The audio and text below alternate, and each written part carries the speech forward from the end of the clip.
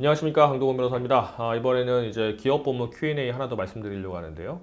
이거는 뭐냐면 대표이사에 관해서, 그러니까 주식회사의 대표이사에 관해서 직무집행정지 가처분을 어떻게 하는지, 어떨 때 할 수 있는지 설명을 좀 드리려고 합니다. 이 질문 내용은 어떤 주식회사의 이제 사내 이사로 있는 어떤 분이 이제 주주시기도 한데, 보니까 그 대주주인 그 대표이사가 사내 자금을 횡령한 그 정황을 발견하신 겁니다. 그래서 이제 검찰에 고소를 하셔가지고 이제 뭐 고발이죠. 정확히 말하면 피해자는 회사니까 이제 피해자가 하는 게 고소고 이제 그 제3자가 하는 게 고발인데, 아무리 주주라고 하더라도 직접 피해자는 이제 회사기 때문에 고발을 한 거게 되겠죠 이제. 그래서 검찰의 수사 결과 횡령 혐의가 인정이 돼가지고 업무상 횡령 혐의로 이제 대표이사를 기소를 했다고 합니다 이제.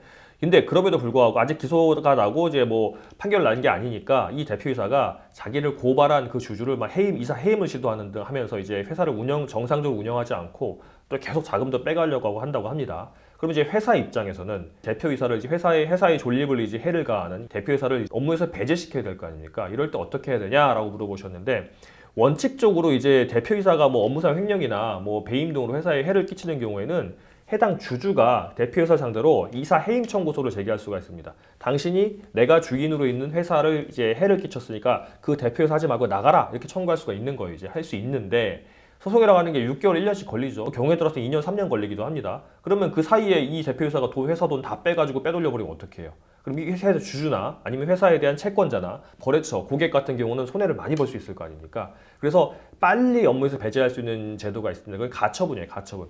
임시로 처분하는 겁니다. 법원에다가. 어떻게 처분하냐면 이 대표이사에 대해서 직무집행정지 가처분 신청을 하는 겁니다. 법원에. 그러면 뭐 빠르면 한두 달, 뭐 길면 한 3, 4개월 정도의 결과가 나옵니다. 그래서 아까 횡령으로 기소됐다고 했잖아요.